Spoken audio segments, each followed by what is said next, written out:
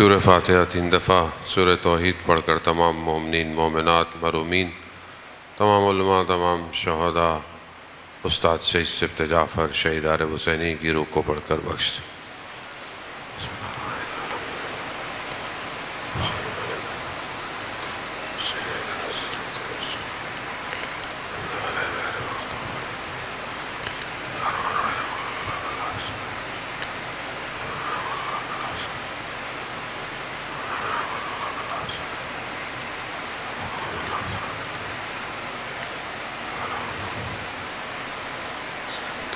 امام زمانہ کی سلامتی کے لیے ایک دفعہ صلوات بھیج دیں۔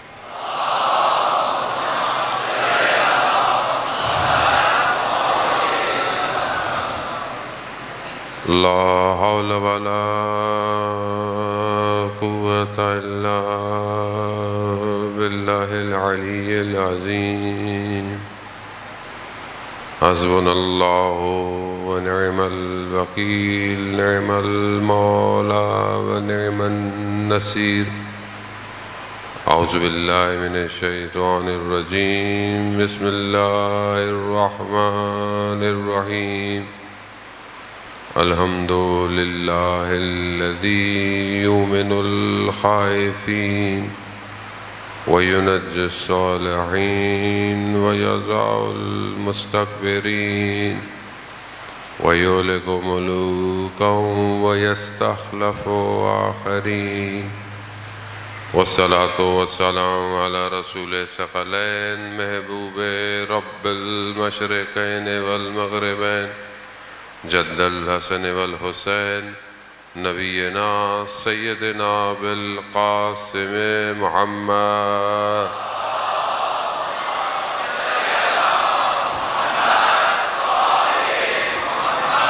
وعلى آلہ الطیبین الطاہرین المعصومین لا سیما بقیت اللہ فی الارضین روحی وارواحنا لتراب مقدم الفدا ولعنت اللہ علی اعدائہم اجمعین بسم اللہ الرحمن الرحیم رب اشرح لی صدری ویسر لی امری واحلل عقدۃ من لسانی یفقہوا قولی اما بعد فقد قال اللہ تبارک و تعالی فی کتاب الحکیم والقرآن المجید وما خلقت الجن والانس الا لیعبدون صلوات بھیج دے محمد بات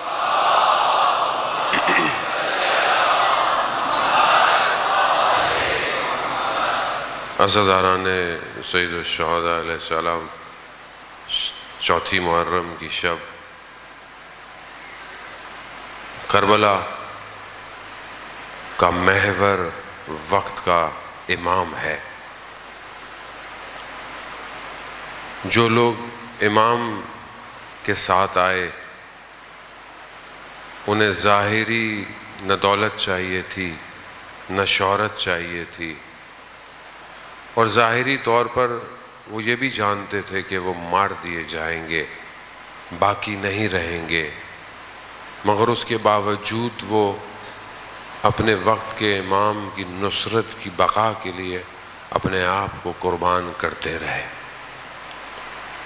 خوب کربلا یہی بتاتی ہے کہ تمہاری ذاتی کامیابی کوئی کامیابی نہیں ہے، اصل کامیابی امام کا ساتھ دینا ہے۔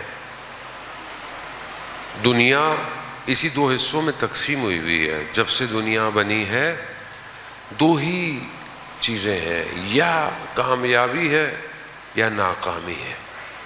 کامیابی کی ڈیفینیشن، سکسیس کی ڈیفینیشن ایک دنیا کرتی ہے، دنیا کے مختلف علوم کرتے ہیں، اور ہر پروفیشن میں کامیابی الگ ہے۔ بچہ پڑھتا ہے کلاس میں، اس کی کامیابی کیا ہے؟ ہو سکتا ہے اس کی کامیابی یہ ہو کہ میں بس اسکول جاؤں، کھیلوں اور بس خوشی سے واپس آ جاؤں، یہ اس کی لیکن ماں باپ اسی بچے کو دیکھتے ہیں، اس کی کامیابی ماں باپ کے نزدیک کیا ہے؟ کہ یہ اپنی کلاس میں اچھے نمبروں سے پاس ہو جائے۔ ایک ہی جگہ دو کامیابیاں۔ اب یہ بچہ بڑھتا چلا جاتا ہے، ماں باپ اس کو الگ طریقے سے دیکھنا چاہتے ہیں وہ کامیاب ہو جائے، وہ اپنے طریقے سے کامیابیاں دیکھ رہا ہے۔ پھر جب پروفیشنل لائف میں آتا ہے، دنیا کارپوریٹ ملٹی نیشنل، اب یہ اس کو کامیابی سکھاتی ہیں، کامیابی کیا ہے، اب یہ کوئی کسی کو اچھی ڈیزگنیشن، کسی کو اچھے پرکس چاہیے، کسی کو اچھا پوسٹ چاہیے، خوب کسی کی کامیابی ہے۔ خوب ہر شخص معاشرے میں اپنے حساب سے کامیابی کی اپنی ڈیفینیشن کو پورا کرنا چاہتا ہے۔ اصل کامیابی اپنے آپ کو خدا کے حوالے کرنا ہے۔ جو اپنے آپ کو خدا کے حوالے کر دے، اب خدا اس کو جس پوزیشن میں رکھے، جہاں رکھے، وہ کامیاب ہے، کیونکہ اس سے بہتر تو نہ کوئی حکیم ہے، نہ کوئی خبیر ہے، نہ کوئی قادر ہے، نہ کوئی علیم ہے، وہ بہتر جانتا ہے۔ اب آپ ایک کسی کمپنی میں جاب لیں، اب آپ بولے مجھے یہ والی پوسٹ چاہیے، HR ڈپارٹمنٹ بولے کہ آپ جو ہیں وہ اس پوسٹ میں اچھے نہیں ہوں گے، آپ فلانی پوسٹ لیں، بولے نہیں مجھے تو یہی چاہیے، بولے نہیں آپ کی جو ایکسپیرینس ہے، آپ کی جو نالج ہے اور جو ہم آپ کو دیکھ پائے ہیں، آپ فلانی پوسٹ میں کامیاب ہو جائیں گے، مگر نہیں ہمیں تو یہی پوسٹ چاہیے۔ ہوتا ہے نا بعض اوقات ہم اس کی بارگاہ میں بھی ایسی ضد کر رہے ہیں، وہ ہمیں کوئی اور کامیابی دینا چاہ رہا ہے، ہم مانگے کچھ اور مانگ رہے ہیں، خدا یہ دے دے، خدا وہ دے دے۔ خدا کہہ رہا ہے کہ اس میں کامیابی نہیں ہے جو تم مانگ رہے ہو، کامیابی جو ہے بل تؤثرون الحیات الدنیا والآخرۃ خیر وابقیٰ، آخرت میں بقا ہے، آخرت میں خیر ہے، تم یہاں کیا مانگ رہے ہو؟ چھوٹے بچے کی طرح ٹافیاں مانگ رہے ہو؟ میں تمہیں بہشت دینا چاہتا ہوں، میں تمہیں رضا دینا چاہتا ہوں، اپنی رضا تمہیں دینا چاہتا ہوں، مگر تم جو ہے وہ یہاں پر چھوٹی چھوٹی چیزوں کے پیچھے ہو۔ عزیزان محترم، خوب یہ خوب انسان کیسے ان چیزوں کو سمجھے، اسی کے لیے اللہ نے 1,24,000 کو بھیجا، اور اس کے بعد اپنے اولیاء ائمہ علیہ السلام کو، اور ائمہ نے ہر دور میں آ کر امت کو کامیابی کی طرف گامزن کرنے کی کوشش کی۔ کربلا میں ایک طبقہ کہہ رہا ہے کہ ہم ان کو مار دیں تو ہم جیت جائیں گے، دوسری طرف طبقہ جو ہے وہ کہہ رہا ہے ہم مر جائیں تو جیت جائیں گے۔ بالکل اپوزٹ ہے نا، وہ کہہ رہے ہیں ہم ماریں گے تو جیتیں گے، وہ کہہ رہے ہیں ہم مریں گے تو جیتیں گے۔ خوب اب جیت کس کی ہے؟ جیت کا معیار اس پورے سینیریو میں کیا ہے؟ اب آپ بتائیں، کربلا چھوٹی بات تو نہیں ہے، کربلا ان بشریت کی بقا، لا الہ الا اللہ کی بقا، دین کی بقا، جو آیا ہے وہ وارث آدم، وارث نوح، وارث موسیٰ، وارث عیسیٰ ہے۔ خوب یہ جو آیا ہے خوب یہ بتائے گا کہ کامیابی کیا ہے۔ کامیابی مر جانا یا زندہ رہنے میں نہیں، کامیابی اپنے آپ کو امام پر قربان کرنا ہے۔ مر جاؤ تو بھی کامیاب ہو، بچ جاؤ مگر امام کے ساتھ ہو، مگر خوب جو بچ گئے ادھر، جو امام کے ساتھ اسیر ہو گئے، اسیر ہو کے جو گئے، بچے تھے، خواتین تھیں، مائیں تھیں، بیٹیاں تھیں، وہ تو اس طرح نہیں کٹ گئیں جس طرح، لیکن اسیر ہو گئے، لیکن کیونکہ امام کے ساتھ تھے اسی لیے کامیاب ہو گئے۔ عزیزان محترم، خوب ہم اپنی زندگی میں یہ جو بھاگ دوڑ کر رہے ہیں، اس میں امام کہاں ہے؟ یا امام کی طرف جا رہا ہوں کہ نہیں جا رہا؟ وہ فیصلہ آپ کے پاس ہے، شب و روز آپ کے پاس ہے، سب کچھ آپ کے اختیار میں، آپ خود ڈیسائیڈ کریں کہ دنیا جو آج مجھے کامیابی کی طرف دعوت دے رہی ہے، اچھی بات ہے، آپ ایجوکیشن حاصل کریں، آپ پڑھائی کریں، آپ بزنس کریں، آپ کچھ بھی کریں، آپ جو آپ کو اللہ نے دیا ہے، آپ اپنے آپ کو بہتر تعلیم حاصل کریں، کوالٹیز لیں، ہنر حاصل کریں، سب کریں. لیکن یہ جو سب آپ کر رہے ہیں، یہ سب آپ کو کہاں لے کے جا رہا ہے؟ کہاں لے کے جا رہا ہے؟ آپ کی ہر روز صبح آپ کو امام کے قریب کر رہی ہے یا امام سے دور کر رہی ہے؟ آپ کا کام آپ کو امام کے قریب کر رہا ہے یا امام سے دور کر رہا ہے؟ آپ کے دوست آپ کو امام کے قریب کر رہے ہیں یا امام سے دور کر رہے ہیں؟ کوئی فیصلہ آپ کو کرنا ہے. ہر کوئی آپ کی انگلی تو پکڑ کے آپ کو چلا نہیں سکتا. اور امام سب کا ہے، نہ سنی کا ہے نہ شیعہ کا ہے عزیزان محترم. کیونکہ بغیر امام کے یہ کائنات اپنے کمال پر نہیں پہنچ سکتی.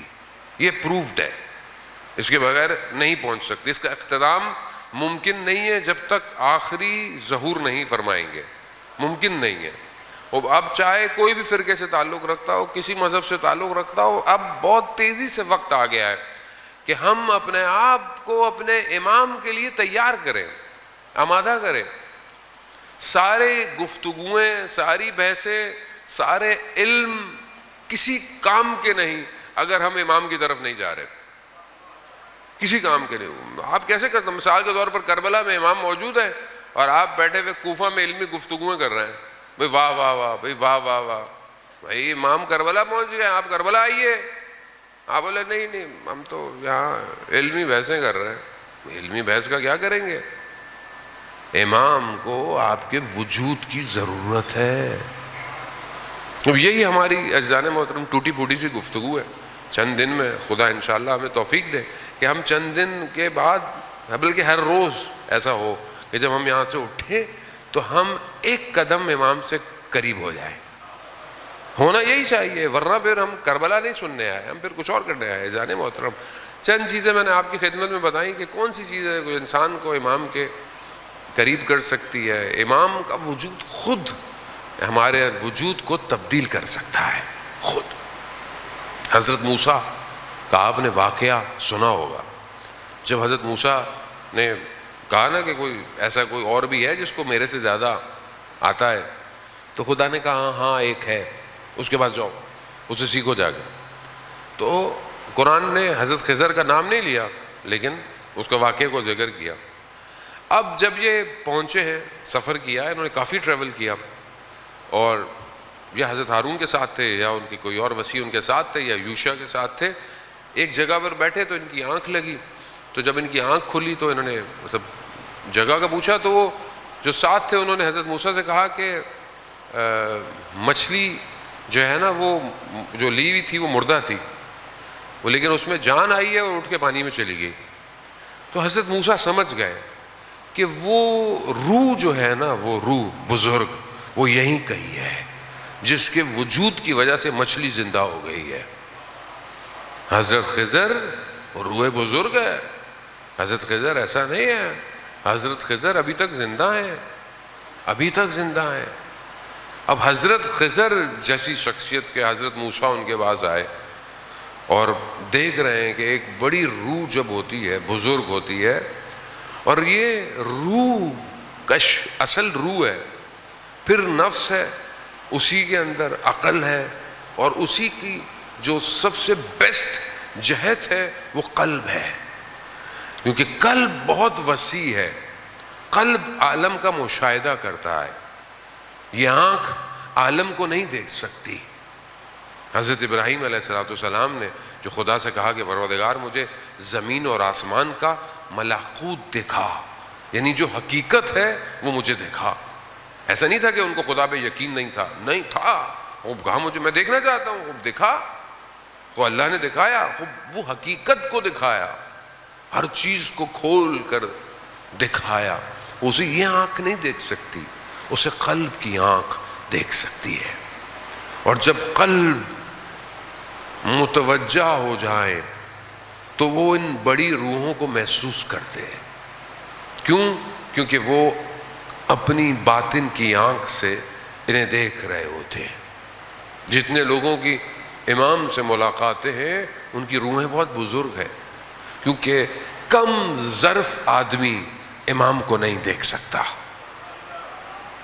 آپ جانتے ہیں جو امام کے 4 نواب تھے، ان میں سے ایک نواب اور ان کے بھائی جو تھے وہ زیادہ سینئر تھے ہمارے لفظوں میں، لیکن ان کو امام نے اپنا نائب نہیں بنایا۔ کیوں نہیں بنایا؟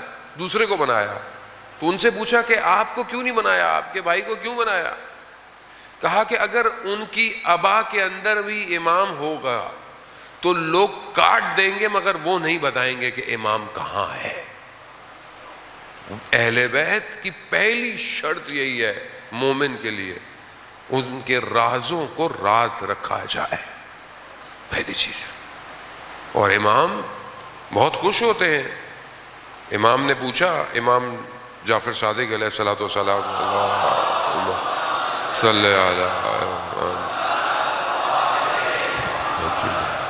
امام نے پوچھا کہ جب تم بیٹھتے ہو آپس میں تو کیا کرتے ہو؟ کہ مولا جب ہم آپس میں جمع ہوتے ہیں تو آپ کا ذکر کرتے ہیں، آپ کے جد کا ذکر کرتے ہیں۔ تو امام فرماتے ہیں کہ ہمیں بہت خوشی ہوتی ہے اس بات سے کہ تم جب بیٹھتے ہو اور ہمارا ذکر کرتے ہو۔ یہ جو ہم بیٹھے ہوئے ہیں، ہم امام کے دل کو خوش کر رہے ہیں، اور جو قلب امام کو خوش کر دے، عزیزان محترم، اس سے بہتر کوئی اور کام نہیں ہے۔ روایات تو یہ کہتی ہیں کہ مومن کے دل میں، دل کو خوش کرو، ادخال سرور کرو مومن کے دل کو۔ امام فرماتے ہیں کہ مومن کے دل کو خوش کرو۔ جو مومن کے دل کو خوش کرے گا گویا اس نے ہمیں خوش کیا۔ تو مومن کے دل کو کیسے خوش کرے؟ کوئی اچھا مشورہ دے دیں، کسی کو کوئی ضرورت ہے تو پوری کر دیں، مومن کو خوش کر رہے ہیں۔ کوئی مومن آپ سے تقاضا کرے، آپ اس کو خوش کر دیں۔ مشہور واقعہ میں پہلے کئی دفعہ آپ کی خدمت میں عرض کر چکا ہوں۔ شخص چھٹے امام کی خدمت میں گیا، اہواز کا رہنے والا تھا۔ کہا مولا وہاں کا جو گورنر ہے وہ آپ کا جاننے والا ہے، آپ کا چاہنے والا ہے، مشکل ہے، میری اس سال آمدنی نہیں ہوئی، لیکن وہ مجھ سے مالیات، ٹیکس میں دے دیتا اگر میرے پاس پیسے ہوتے، میری آمدنی نہیں ہوئی، اگر آپ لطف کریں تو اسے کچھ کہہ دیں کہ وہ مجھے معاف کر دے۔ امام نے بسم اللہ خط لکھا کہ یہ تمہارے پاس آئے گا، اس کو خوش کر دینا، بس امام نے اتنا لکھا۔ لیٹر لے کے چلا گیا۔ جب لیٹر لے کے پہنچا رات کا وقت تھا، جب اسے پتا چلا امام کا قاصد آیا ہے، ننگے پاؤں دوڑتا ہوا گیا، پہلے اس کو چوما، پھر خط کو چوما، پھر آیا بیٹا خط کو کھولا، دیکھا کہ امام نے کہا ہے اس کے دل کو خوش کر دو۔ امام، اس نے پوچھا کہ کیا مسئلہ ہے؟ اس نے بولا میرا یہ مسئلہ ہے۔ اس نے اسی وقت بلایا جو شخص اس میں تھا، اس کو بولا اس کا جو حساب کتاب ہے کاٹ دو، سارا صاف کرو۔ پھر اپنے منشی کو بلایا، کہا میری جائیداد کے 2 حصے کرو، میری جائیداد کو 2 حصوں میں تقسیم کر دو، ایک حصہ اس کو دے دو۔ وہ تو عجیب سا ہو گیا، بولا مولا مطلب میرے لیے وہ کافی تھا؟ کہا نہیں۔ کہا جس قالین پر کھڑے ہو تم، اس کو پر لیٹر لے کر آئے، اس کارپیٹ کو بھی لپیٹو، اس کو بھی دے دو اس کو۔ کہا خوش ہو گئے؟ ہاں میں بہت خوش ہو گیا۔ امام نے کیا کہا تھا؟ اس کو خوش کر رہا۔ عزیزان محترم، اللہ اکبر، ہم اپنے آپ کو دیکھیں، کیا ہم ایک دوسرے کو خوش رکھتے ہیں؟ ہم ایک دوسرے کو خوش کرتے ہیں؟ ویسے ہی، ضروری نہیں ہے کہ کوئی آپ سے کچھ مانگے، نہ، ویسے زندگی میں آپ کے آس پاس آپ کے بہن بھائی، دوست، رشتہ دار، ہمسائے، کولیگ، رستے میں جا رہے ہیں، کوئی رکشے والا، کبھی ٹیکسی والا، کبھی کسی کو خوش کیا آپ نے؟ خوش، ادخال سرور، روایات کہتی ہے خوش کرو۔ کیسے امام کے قریب ہوں گے؟ کم از کم وہ کام کریں جو امام پسند کرتے ہیں۔ پہلی چیز کیا؟ خوش کریں لوگوں کو۔ سب سے پہلے اپنے والدین کو خوش کریں۔ عزیزان محترم، جائیں یہاں سے جانے کے بعد والدین کے ہاتھوں کو چوما کریں، ماں کے ہاتھ کو بوسہ لیں۔ ماں کس مشکل سے آپ کو بڑھاتی ہے، کبھی خوش، کبھی ماں کو خوش کیا، آپ کو پتا ہے کہ ماں باپ کے چہرے کو محبت بھری نگاہ سے دیکھنا عبادت ہے، عبادت. کبھی زندگی میں کی میں نے یہ عبادت محبت بھری نگاہ سے نہیں.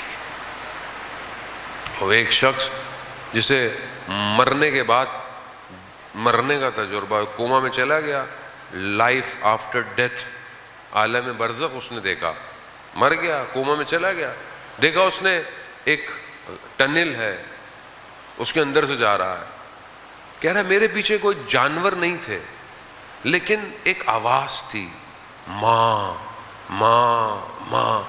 اچانک سے مجھے اس ٹنل سے باہر نکالا اور مجھے جو ہے وہ میری زندگی بچپن سے دکھائی گئی، صرف ایک کیمرے سے. آپ کو پتا ہے آپ کی زندگی 360 کیمرہ ہے، آپ اس کے بعد اس کے ساتھ، اس کے ساتھ، اس کے ساتھ، اس کے بارے میں، اس کے، انسان کی زندگی ہر روز ایسی ہے، 360 ڈگری پہ انسان کی زندگی ریکارڈ ہو رہی ہے، ریکارڈ.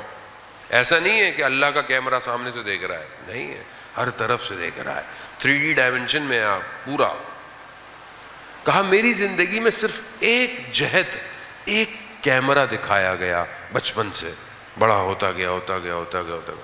اور یہ بچہ جوان، باادب جوان تھا، برا نہیں تھا، لیکن اس کو صرف ایک احساس دلایا کہ تم نے کبھی زندگی میں محبت بھری نگاہ سے اپنی ماں کو نہیں دیکھا، کبھی نہیں دیکھا.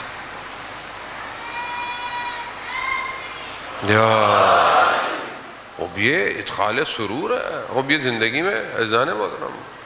خیر اس نے سب اس کا ہو گیا، وہ پھر دوبارہ امام کی خدمت میں گیا. وہ شخص جیسے ہی امام کی خدمت میں آیا، کہا مولا اس نے میرا کام کر دیا، اس نے مجھے خوش کیا. تو امام فرماتے اس نے تمہیں خوش نہیں کیا، اس نے ہمیں بھی خوش کیا.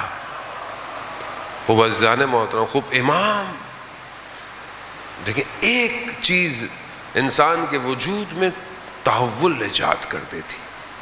لیکن وہیں میں نے آپ کو بتایا کہ رکاوٹیں بھی ہیں. کل ایک رکاوٹ میں نے آپ کی خدمت میں بیان کی، محبت. لیکن کون سی محبت؟ جو کاذب محبت، جھوٹی محبت، دنیا کی محبت، مال کی محبت، ریاست کی محبت، سونے سے محبت، کھانے سے محبت، خاتون کی محبت. اب یہ محبتیں کیا ہیں؟ یہ رکاوٹ ہے دنیا میں. دوسری چیز جو رشد اٹھنے سے روکتی ہے وہ اپرچونٹیز کو صحیح اویل نہ کرنا، یعنی جو فرصتیں ہیں آپ کی زندگی میں اسے ضائع کر دینا. یہ دوسری چیز ہے، روایات کہتی ہے.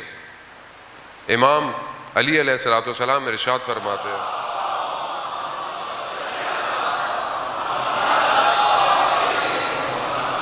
امام ارشاد فرماتے ہیں کہ تمہاری زندگی کی فرصتیں بادلوں کی طرح ہیں.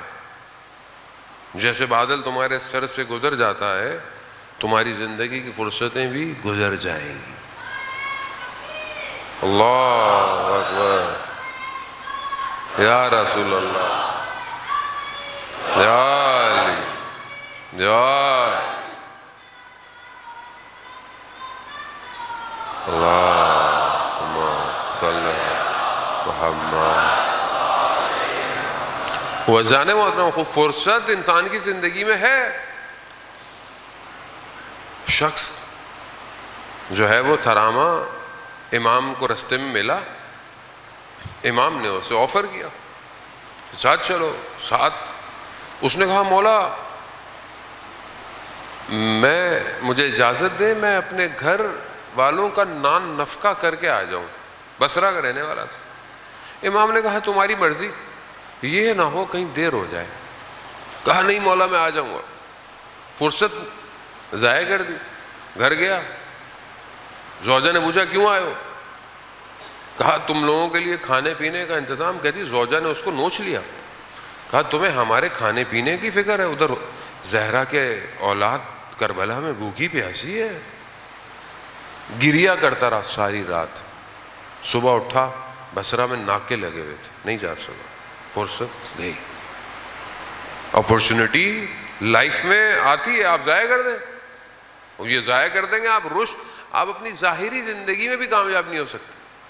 آپ کو کسی نے اپرچونٹی دی, ابھی آپ جوان ہیں ماشاءاللہ, جس میں اکثر لوگ جوان ہیں, جوانی میں فرصت ہے کس چیز کی؟ پڑھائی کی, ایجوکیشن حاصل کرنے کی, ہنر حاصل کرنے کی, سکلز کو لرن کرنے کی, محنت کرنے کی, عبادت کی, قرآن سیکھنے کی, تلاوت. فرصت ہے آپ کے پاس. اس پوری فرصت کو آپ کتنا استعمال کرتے ہیں؟ 24 گھنٹے میں آپ اپنے اوپر کتنا استعمال کرتے ہیں مجھے آپ بتائیں. کتنا آپ کے پاس ٹائم ہوتا ہے, کتنا آپ کام کر سکتے ہیں؟ 3 سال سے لے کر 5 سال کا بچہ قرآن حفظ کر لیتا ہے, حفظ کر لیتا ہے. 5-6 سال تک کا بچہ دنیا کی کئی زبانیں سیکھ سکتا ہے. لیکن آج کل تو بچے بیٹھے ہوئے آئی پیڈ پہ گیم ہی کھیل رہے ہیں. کیوں؟ کیونکہ ماں باپ کو پتہ ہی نہیں ہے کہ بچے کی تربیت کیسے کرنی ہے. ماں باپ بھی اپنا ٹائم ضائع کر رہے ہیں, بچے بھی نیٹ فلکس ہی دیکھ رہی ہے, ٹی وی دیکھ رہی ہے, اور جو ڈرامے چل رہے ہیں 50 قسطیں 100 قسطیں, یہی چل رہا ہے, پوری قوم اس کے ساتھ چل رہی ہے. فرصت, یہی فرصت. میں یہ نہیں کہتا کہ آپ کی لائف میں انٹرٹینمنٹ نہ ہو یا کوئی چیزیں نہ ہو, نہیں, حلال ہو, سب کچھ جو ہو حلال ہونا چاہیے, لیکن یہ فرصت نہیں ملے گی پھر. یہ جو ابھی فرصت ہے, یہ جو برین میں سکلز ہے, یہ جو اپرچونٹی ہے, آپ بہت اچھے میتھس پڑھ سکتے ہیں, آپ انجینئر بن سکتے ہیں, آپ سورس کوڈنگ سیکھ سکتے ہیں, آپ آرٹیفیشل انٹیلیجنس ڈیولپر بن سکتے ہیں, آپ بہت کچھ کر سکتے ہیں. سب کے برین ایک جیسے ہیں. کسی کو بعض اوقات بہت سے لوگوں کو دیکھیں زندگی میں موقع ہی نہیں ملتا, اپرچونٹی نہیں ملتی ہے. آپ کے پاس, بہت ساروں کے پاس اپرچونٹی ہے. آج کل تو ہر چیز فری ہے, آج کل تو پیسے بھی نہیں لگ رہے.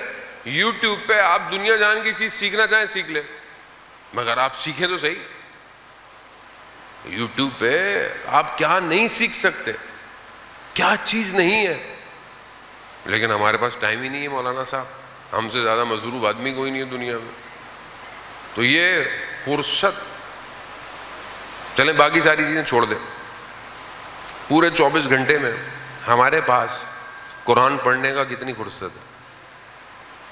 پورے 24 گھنٹے میں ہمارے پاس قرآن پڑھنے کے لیے کتنی فرصت ہے, کتنا ٹائم ہے؟ مریں گے جب, قبر میں جائیں گے, تب آپ کو اور مجھے بھی, میں آپ کو کیوں کہوں, مجھے احساس ہوگا کتنی فرصت تھی کلام الہی کو لمس کرنے کی, اور میں نے نہیں کی. مرنے کے بعد قبر دیکھی تو کیا دیکھا؟ مرنے سے پہلے اپنی قبر دیکھے, مرنے کے بعد آپ نے حقائق دیکھے تو کیا دیکھا؟ مرنے سے پہلے دیکھے نا کہ آپ کے ساتھ کیا ہونے والا ہے. یہ فرصت کس کے پاس ہے؟ یہ فرصت ہمارے پاس. اولیاء خدا ایک لمحہ اپنا ضائع نہیں کرتے تھے, ایک لمحہ. آیت اللہ عظمیٰ بہجت, اللہم صلی علی محمد. آیت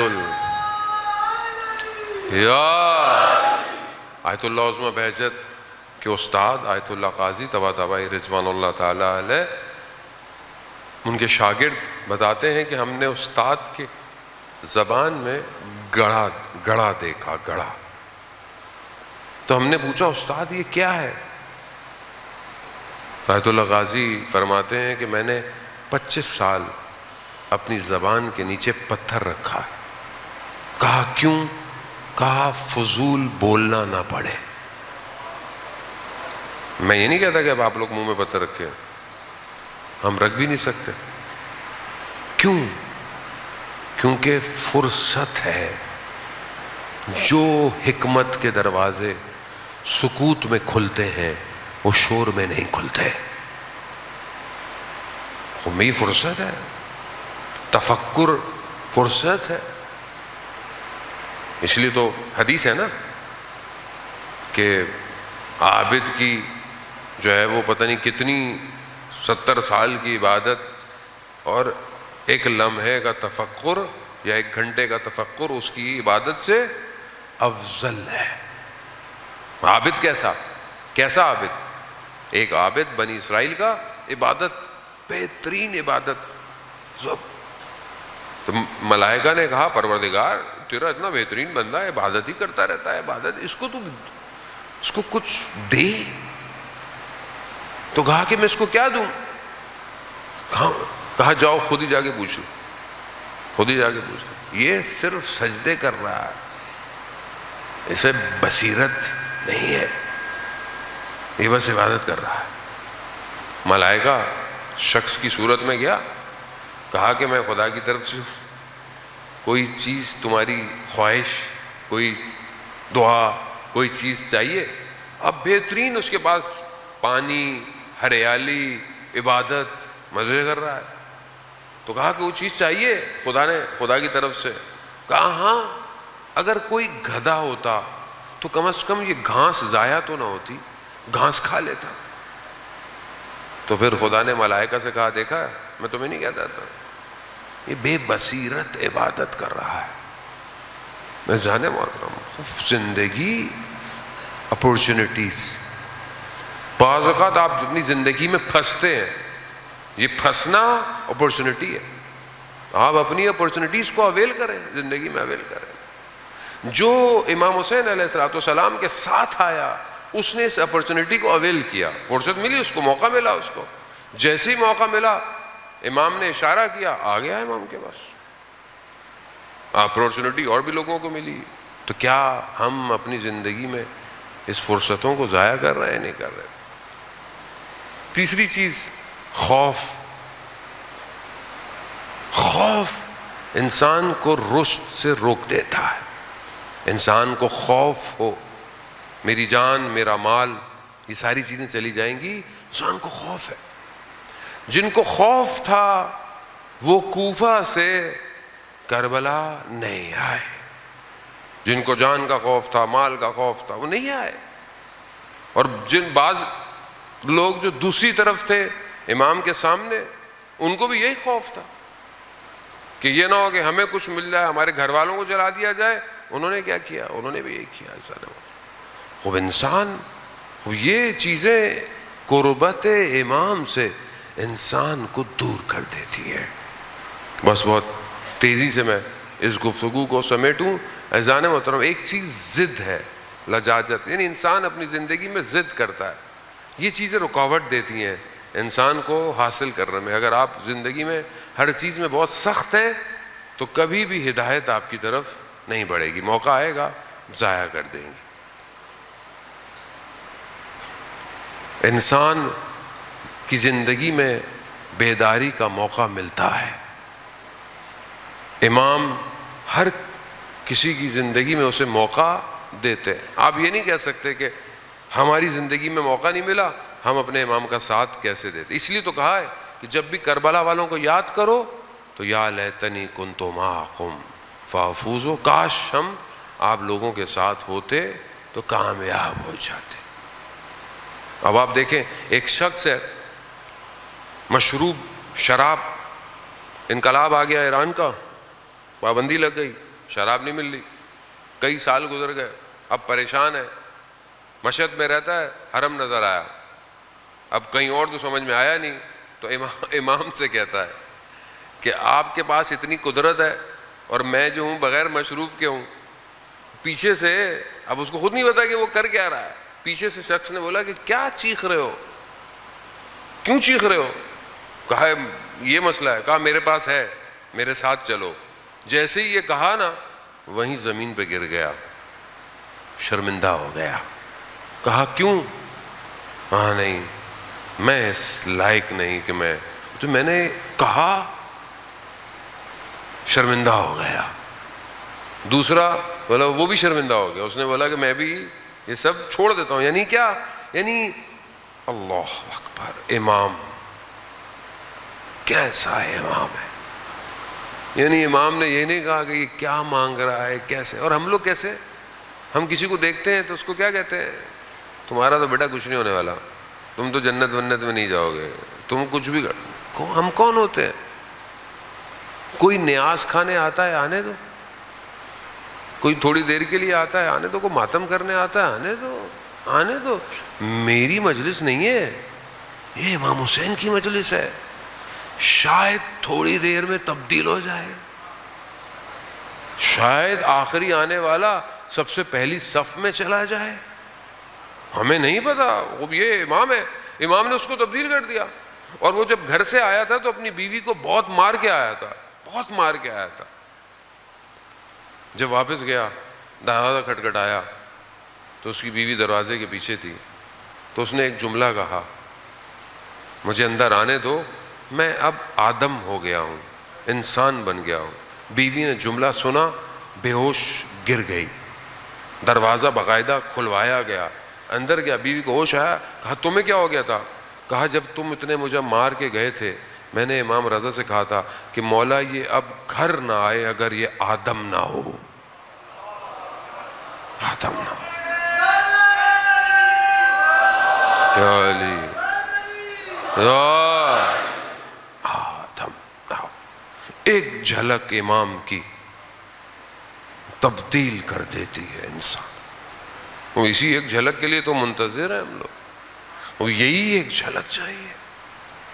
آپ کربلا میں دیکھیں کیسی تجلیاں ہوئی ہیں لوگوں کے اوپر کہ آج ہم سب کو سلام کرتے ہیں۔ تو خوف اپنے وجود سے باہر نکل، خوف رکھے کس کا؟ خدا کا، بس دنیا کا خوف، مر جانے کا خوف، چھن جانے کا خوف نہیں ہے کچھ۔ جتنا خوف ہوگا اتنا آپ کے پیچھے دنیا بھاگے گی۔ آپ خوف ختم کر دیں۔ تاریکی سے، اندھیرے سے خوف کس کو ہوتا ہے؟ بچے کو ہوتا ہے، بعض اوقات بچوں کو ہوتا ہے۔ آپ اندھیرے میں جا کے بچے کو چھوڑ دیں، خوف ختم ہو جائے گا۔ خوف ہوتا ہے نا، آپ زندگی میں جس چیز سے خوف ہے اس کو عمل انجام کریں۔ لیکن نہ برا کام خدا نہ خواستہ ہے تو خوف ہے، اچھی بات ہے، برے کام سے تو خوف میں ہی رہے نہ۔ اگر زندگی میں جد و جہد آگے بڑھنے کا خوف ہے، اس کو ختم کر۔ آخری چیز آج کی گفتگو کی، اور بہرحال آپ سے التماس سے دعا، مایوسی، نا امیدی، یہ انسان کو رشد کرنے سے روکتی ہے، یہ امام کے قریب جانے سے روک۔ انسان اگر مایوس ہو جائے، نا امید ہو جائے، جبکہ خدا رحمان ہے، رحیم ہے، اس کے دروازے ہر کسی کے لیے کھلے ہوئے ہیں۔ ان اللہ یحب التوابین، آگاہ ہو بے شک خدا توبہ کرنے والے سے محبت کرتا ہے۔ کوئی بھی شخص رسول کے پاس آیا، رسول خدا سے پوچھا، یا رسول اللہ قیامت والے دن حساب کتاب کون کرے گا؟ اب ویسے تو پورا نظام خدا کا ہے بھائی، ملائکہ آتے ہیں پانی کے لیے، موت کے لیے، سارے کام ملائکہ، لیکن کام تو خدا ہی کا ہے، خدا نے کہا ہے۔ تو اس شخص نے پوچھا، یا رسول اللہ حساب کتاب کون کرے گا؟ رسول خدا نے کہا کہ خود خدا کرے گا۔ تو مسکرانے لگا۔ کہا مسکرا کیوں رہے ہو؟ کہا وہ تو رحمان ہے، وہ امید۔ اب اس امید کا مطلب نہیں ہے کہ میں غلط کام کروں، نہیں، شرمندہ ہو اگر غلط کام کرو۔ ہمیشہ یاد رکھیں، جو تنہائی میں گناہ کرتا ہے اس کو دیکھنے والا خود جج ہے جو اس دن فیصلہ کرے گا، کوئی اور نہیں۔ مالک یوم الدین دیکھ رہا ہے۔ عزیزان محترم، کربلا میں بھی ایک شخص نے اسی طرح اپنے حساب سے غلطی کی۔ کارواں کربلا پہنچ چکا ہے نا، رستے میں مقامات آئے، ایک جگہ پر پانی تھا، امام نے کہا پانی بھر لو، جتنا پانی بھر سکتے ہو بھرو۔ دشمن کا ظاہری لشکر امام کے سامنے آیا، پیاسا تھا، پانی نہیں تھا، ہزاروں کی تعداد تھی۔ امام نے کہا پانی پلاؤ، نہ صرف ان کو، ان کے جانوروں کو بھی پانی پلاؤ۔ یہ حسین ہے جو جانوروں کو بھی پانی پلا رہا ہے، اور ایک وہ تھے جنہوں نے 6 ماہ کے بچے کو بھی پانی نہیں دیا، پانی پلایا، سیراب کیا، جانے لگے، روک لیا۔ ہم دیکھیں خدا کیسا رحمان ہے، امام ہادی ہے، تجلی کرتا ہے۔ حر نے سواری پکڑی، کیا کہا؟ امام نے کیا کہا؟ کہا حر تیری ماں تیری عزا میں بیٹھے۔ یہ جملہ حر کے دل کو جا کے بیدار کر گیا۔ حر نے اس کے جواب میں کیا کہا؟ کیا کہا؟ کہا مولا اگر کوئی اور شخص ہوتا تو میں اسے بھی یہی کہتا، مگر آپ کی ماں کا احترام بہت زیادہ ہے، بس ایک احترام، بقا۔ آپ کے سامنے حضرت حر کا مقام۔ آیت اللہ حائری جزدی جنہوں نے حوض علمیہ کم بنایا، وہ کہتے ہیں میں حضرت حر سے توسل کر کے میں نے کم کا حوضہ بنایا ہے۔ یعنی ایک شخص، آپ کو پتا ہے کم کا حوضہ کتنا بڑا؟ 110 ملکوں کے طالب علم پڑھتے ہیں، الگ الگ زبانوں میں پوری دنیا میں جاتے ہیں، نور اہل بیت کا پھیل رہا ہے۔ ایک شخص جو آخر میں آیا، سب سے پہلے گیا، اس کا وجود کتنا پربرکت ہوا ہے، کتنا اس کے وجود سے نور نکل رہا ہے، بس ایک احترام کی وجہ سے۔ مولا میں آپ کی ماں کا نام نہیں لے سکتا۔ اللہ اکبر۔ بس یہ کہنا تھا شب عاشور، حر ٹہل رہا ہے۔ پوچھنے والے نے پوچھا حر کیا ہوا؟ میں تو تمہیں کوفہ کا سب سے شجاع شخص سمجھتا تھا۔ کہا قرار یہ نہیں تھا کہ جنگ ہو، یہ قرار نہیں تھا۔ کہا پھر؟ بس جنت اور جہنم کے درمیان میں دیکھ رہا ہوں۔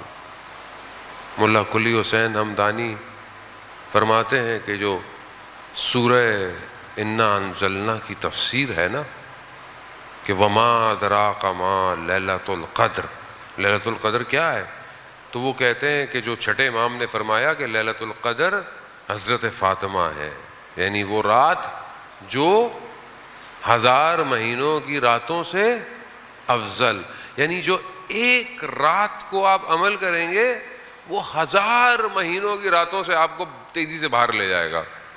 تو وہ کہتے ہیں کہ اگر اس کی تفسیر دیکھنی ہے نا تو کربلا میں دیکھو، وہ شخص جس نے امام کی سواری کو روکا اسے بی بی نے حر علیہ السلام بنا دیا۔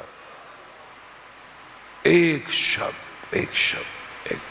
خدا کرے اذان محترم ہم بھی اپنے امام کے کاروان میں شامل ہو جائیں۔ مولا ہم نے تو آپ کی سواری نہیں روکی ہے، ہم خطا کار نہیں، ہم گناہ گار نہیں۔ حر آئے، ہاتھوں میں رسیاں، آنکھوں میں پٹیاں بندھی ہوئی، اپنے بیٹے کے ساتھ اپنے بھائی کے ساتھ پہنچے ہیں، آنے لگے۔ امام نے خود حضرت علی اکبر کو بھیجا، جاؤ حر کو لے کر آؤ۔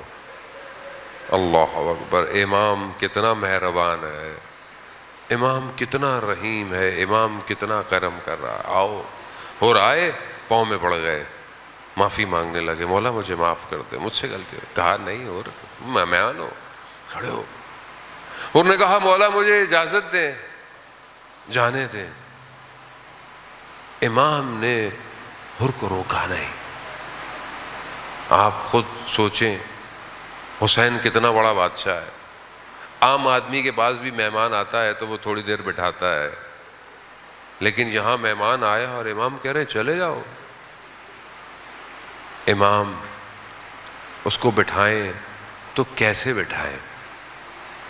مہمان جب آتا ہے کم از کم پانی تو پلایا جاتا ہے،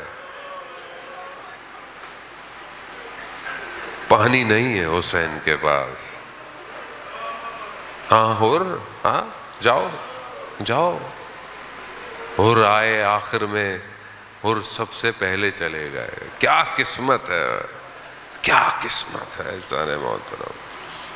ہم بھی اپنے امام زمانہ کے پاس اپنے ہاتھوں کو باندھیں, اپنے آنکھوں پہ پٹیاں باندھیں, مولا خطا کار ہے, گناہ گار ہے, مولا ہمیں بھی قبول کر لیں آپ کو, آپ کے جد کا واسطہ.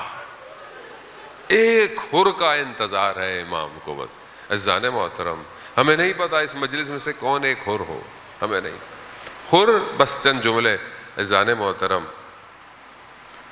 حر جانے لگے, جاتے ہوئے اجازت دی, مولا اجازت دے میں اہل حرم سے معافی مانگ لوں. ہاں. اور اہل حرم کے خیموں کے پاس گئے, خاک کربلا اپنے سر پہ ڈالی, اپنے ہاتھوں کو جوڑا اور کہا اے علی کی شہزادیو, قیامت میں اپنی ماں سے میری شکایت مت کیجیے گا, شکایت مت. اور جانتا ہے نا غلطی ہو گئی ہے, نہ روکا ہوتا تو نہ یہ حال ہوتا. اپنی ماں سے میری شکایت مت کیجیے گا. اللہ اکبر, اللہ, کتنی کریم ماں ہے حسین کی, یہ آپ کو آخر میں پتا چلے گا. ہاں عزاداران محترم, حر کا بیٹا پہلے گیا, حر کا بیٹا پہلے گیا, شہید ہوا, گرا. حر اپنے بیٹے کے جنازے پہ پہنچا, ادھر امام حسین پہلے پہنچ گئے. جملہ سنیں گے, رونے کے لیے یہ کافی ہے. ایک جملہ کیا کہا امام حسین نے حر سے, کیا کہا؟ اللہ اکبر, خدا کسی جوان کا غم نہ دے گا. حر جوان بیٹے کے لاشے پہ باپ نہیں آتا. اللہ اکبر. میں کہوں گا حر اگر زندہ رہتے تو دیکھتے جوان بیٹے کے لاشے پر حسین کیسے آتا ہے. اللہ اکبر. عزاداران محترم, وہ ابھی مصائب کی بڑی شبیں پڑی ہیں. آپ علی اکبر وہ جوان ہے جس کے لیے جتنا رویا جائے. اللہ اکبر. شخص, بس چند جملے, بس ایک واقعہ حرم میں امام حسین کا یاد آیا. شخص کہتا ہے کہ میں حرم میں بیٹھا ہوا تھا, ایک شخص میرے برابر میں آیا, امام وقت کا امام تھا, مجھے نہیں پتا امام ہے. میں نے کہا میں امام سے ملنا چاہتا ہوں. تو اس شخص نے کہا کہ وہ جو شخص بیٹھا ہے نا اس کی امام سے ملاقات ہوتی ہے. میں اس کے پاس چلا گیا, میں نے اس سے پوچھا تمہاری امام سے ملاقات ہوتی ہے؟ کہتے ہیں ہاں, حرم میں امام مجھے کبھی کبھی ملتے ہیں. کہا کیا کہتے ہیں؟ کہا مجھے حرم میں ملتے ہیں تو کہتے ہیں شخص یہ جو فلانی جگہ دیکھ رہے ہو نا, یہ وہ مقام ہے جہاں علی اکبر گرا تھا. کہا مجھے کبھی دکھاتے ہیں یہ وہ مقام ہے جہاں پر علی اصغر کو تیر لگا تھا. پھر اور کیا کہتے ہیں؟ کہا مجھے بتاتے ہیں یہاں میری پھوپھی جان کھڑی ہوئی تھی. تو پھر اس شخص نے اس سے پوچھا کیا تو اس شخص کو جانتا ہے جو تیرے برابر میں بیٹھا؟ کہا میں نہیں جانتا. کہا وہی تو امام ہے. کہا اسی لیے وہ بار بار کہہ رہا تھا اے میری پھوپھی جان, اے میری پھوپھی جان. اللہ. ہاں عزاداران کربلا ایسے ہے. بس آخری جملہ, بڑا آپ نے گریہ کیا. حضرت حر ہم سب کی شفاعت کریں, سب کی شفاعت کریں. بس آخری جملہ کہوں گا, یہ جو وہاں حضرت حر نے معافی مانگی نا کہ اے علی کی شہزادیوں, روز قیامت میں اپنی ماں سے میری شکایت نہ کرنا. ماں کتنی کریم. حر گرے, حر کے سر پہ شقاف لگا. اللہ اکبر. قیامت تو دور کی بات, حسین نے اپنی ماں کا رومال نکالا, حر حر کے ماتھے پر باندھا۔ اللہ اکبر۔ بس یہی بتانا ہوگا، حر تو پریشان کیوں ہوتا ہے، تو قیامت کا انتظار کیوں کرتا ہے؟ زہرا کا رومال تیرے ماتھے پر یہ بتا رہا ہے، حر ہم نے تجھے معاف کر دیا۔ بس جب حر گرے تو پھر امام نے دوبارہ حر کی ماں کی طرف سے جملہ کہا، حر تیری ماں نے تیرا نام کتنا اچھا رکھا،